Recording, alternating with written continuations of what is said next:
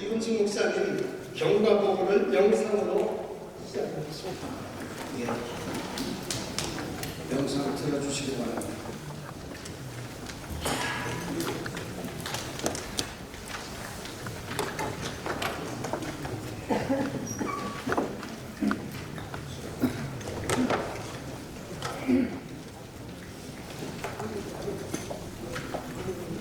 오늘 우리가 아펜젤러 언더우드 역사 문화 기념 사업회로 모인 것은 아펜젤러 언더우드 역사 문화 기념관을 건립하기 위해서다. 이를 위해 한국 선교 136년이 되는 해인 2021년 코로나19로 모임이 어려운 때에 인천의 장로교와 감리교회 구성원들이 협의체로 출발했다. 기념관 건립을 위해 인천시와 국회의원들이 논의했고 국비를 요청하고 있다. 주구청에서는 기념관 설립의 타당성에 대한 요명을 마쳤고 기념사업회는 인천시 비영리 민간단체로 등록을 완료했다. 그렇다면 왜 우리는 아펜젤러 언더우드 역사 문화 기념관을 건립해야 하는가? 이것을 위해 먼저 1885년 4월 5일 제물포항에 도착한 아펜젤러와 언더우드가 누구인지 알아야 한다. 우리가 아는가? 그들은 한국교회를 세운 선교사들이다. 그러나 이것이 전부라면 기념관을 세우는 의미가 없을 것이다. 그 이유를 찾기 위해 19세기로 가보면 당시 조선은 60년 세로 정치와 10년의 외세 침략이 있었다.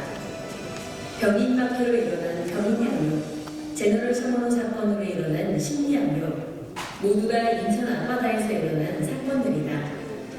이처럼 인천은 우리 민족 실현의 역사 그 중심에 있었다. 여기에 일본의 불법 침략으로 강화 해협에서 일어난 운양 사건, 불평등 조일 수호 조약과 수신사 파견 등 초라한 외교를 맞이한 조선은 개화 정책을 위해 통리기무 암호를 설치하고 조선의 새로운 국가 모델을 찾아 나섰다. 중국과 일본 그리고 미국의 사절단을 보냈다. 미국을 답사한 모빙 사절단은 볼티모어에서 가우처 목사를 만났다. 귀국한 부단장 훈령식은 정보, 기기, 제조는 어느 나라를 막론하고 급선무가 아닐 수 없고 미국의 교육제도를 본받아 인재를 양성해야 한다고 고종에게 역설했다. 모빙 사절단을 만난 가우처는 일본의 레클레이 선교사를 통해 조선의 병원과 학교 설립을 제안했다. 이에 고종은 1884년 7월 2일 조선의 부국강병을 위해 미국인들에게 병원과 학교 설립을 윤호했다. 이 일로 아펜젤러와 언더우드는 1885년 4월 9일 제물포항에 도착하게 된 것이다. 조선에 도착한 아펜젤러와 언더우드는 조선의 병원과 학교 그리고 교회를 세웠다. 병원을 세워 조선인들의 삶을 건강하게 지켰고 학교를 세워 새로운 학문을 소개해 젊은 지식인들을 배출하였으며 교회를 세워 남녀노소를 막론하고 누구든지 교회에 들어와 복음을 전할 수 있게 했다. 교회에 들어온 조선인들은 새로운 세상을 접하며 점차 성숙해져 갔다. 이렇게 조선은 개화되어 갔고 아펜젤러와 언더우드가 개화 활동을 펼쳐갔다. 그러나 우리의 관심은 아펜젤러와 언더우드가 조선에서 어떤 일을 했느냐보다는 그들에게서 조선인들은 어떻게 무엇을 배웠고 어떤 영향을 받았는지에 더 관심을 갖는다. 복음을 접한 조선인들은 복음을 전하며 교회를 세웠고 병원을 세워 아픈 조선인들을 진료했으며 학교를 세워 민족애를 가진 인재들을 배출했고 민족 사관학교로 발전시켜갔으며 조선인들의 민족성을 일깨워 민족 지도자들이 세워져 갔다. 일제강점기에서 3.1운동을 기획한 민족대표 33인, 그들은 정치인들이 아니라 종교인들로 천도교 교주장로 15명, 불교 2명, 기독교 16명, 즉 감리교 목사장로 9명과 장로교 목사장로 7명이 참여했다. 더 나아가 인천 만국공원에서 유교, 불교, 천주교, 기독교 대표들이 이규경 목사를 중심으로 한성 정도를 수립했다.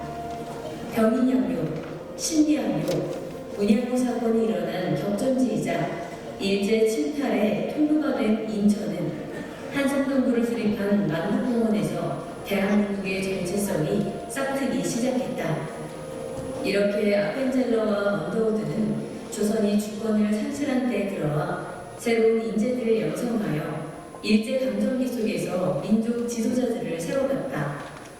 배출된 젊은 지식인들로 조선의 국력이 서서히 회복되어 아펜젤러와 언더우드가 조선에 입국한 지 꼭 60년 만에 일제에서 해방되었고 광복이 되었으며 대한민국 정부가 수립되었다. 이것이 오늘 우리가 아펜젤러 언더우드를 기념하려는 이유이며 한국선교 100주년 기념탑이 있는 장소를 성지화하고 아펜젤러 언더우드 기념관을 세우려는 까닭이다. 우리가 계획하는 아펜젤러 언더우드 역사문화 기념관은 대지 330평에 지하 1층, 지상 4층에 건축 면적 200평인 연건평 2000평 규모의 박물관 양식으로 2층에는 아펜젤러의 선교자료, 3층에는 언더우드의 선교자료, 4층에는 아펜젤러와 언더우드 후예들의 활동 등으로 구성하여 한국교회 141주년이 되는 2026년 4월 5일 부활주일에 봉헌하고자 한다. 아펜젤러 언더우드 역사문화기념관 건립은 100주년 기념탑 지역의 성지화와 인천 관광객 증대로 선교활동의 증대와 지역경제 활성화에 그 기대 효과가 있다. 복음이 들어온 지 138년이 된 인천은 3천여 교회와 100만 성도로 성장했으며 국정을 담당하는 국회의원 13명 중에 기독교인 9명이 수고하고 있다. 과거나 현재나 인천과 대한민국 중심엔 기독교 복음이 있었고 또 있어야 있다.